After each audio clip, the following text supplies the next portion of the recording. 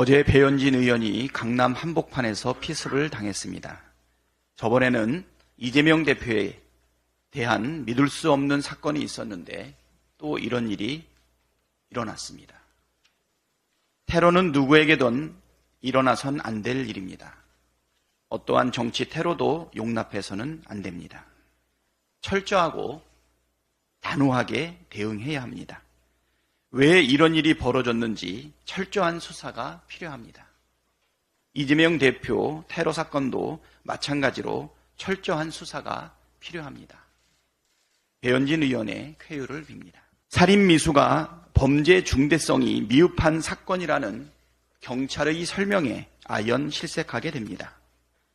이재명 대표 살인 미수범의 신상 정보를 공개하지 않는 이유에 대해서 부산경찰청장이 기존의 신상 공개를 했던 사건들에 비해 수단의 잔인성이나 범죄의 중대성이 다소 미흡하지 않냐는 얘기가 신상 공개 위원들 간에 있었다고 들었다고 말했습니다. 황당무계한 변명입니다. 신상 공개, 비공개 이유에 대해서 비공개하더니 고작 한다는 말이 카더라입니까? 살인미수범은 수개월에 걸쳐 이재명 대표 일정을 따라다닌 정황이 확인되고 있고 있습니다. 범행에 사용한 흉기도 미리 구입해서 날카롭게 갈아 뾰족한 양날검으로 만드는 등 치밀한 준비를 했다는 사실이 확인되고 있습니다. 범행 당시에도 펄쩍 뛰어올라 정확하게 목을 겨냥해 흉기를 퍽소리가 날 정도로 세게 찔렀습니다. 말이 살인미수지 제1야당 대표가 경찰 수십 명이 있는 현장에서 손도 못 쓰고 즉사할 뻔한 중대 사건입니다. 그런데 수법이 잔인하지 않고 범죄가 중대하지 않다는 게 말이나 되는 소리입니까?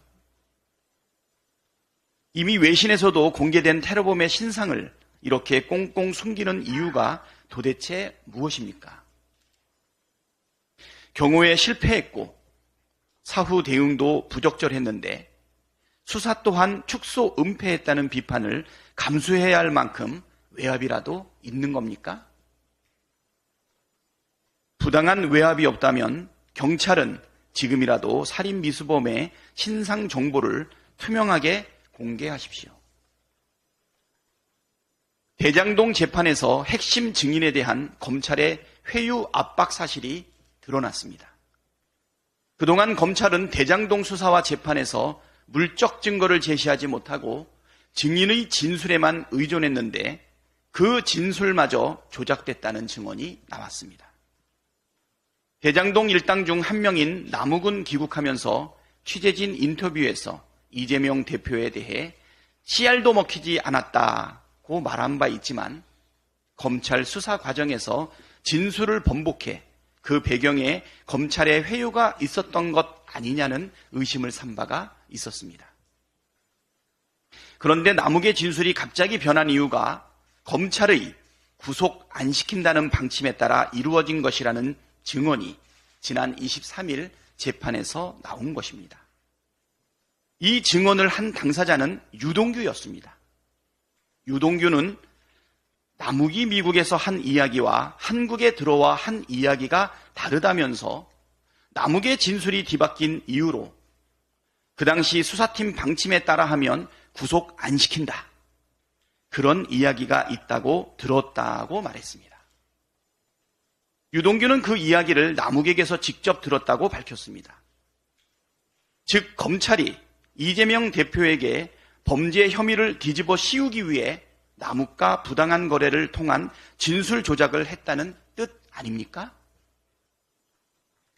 사실이라면 천인공노할 일입니다. 정치 검찰의 조작 수사 행태가 만천하에 드러나고 있습니다.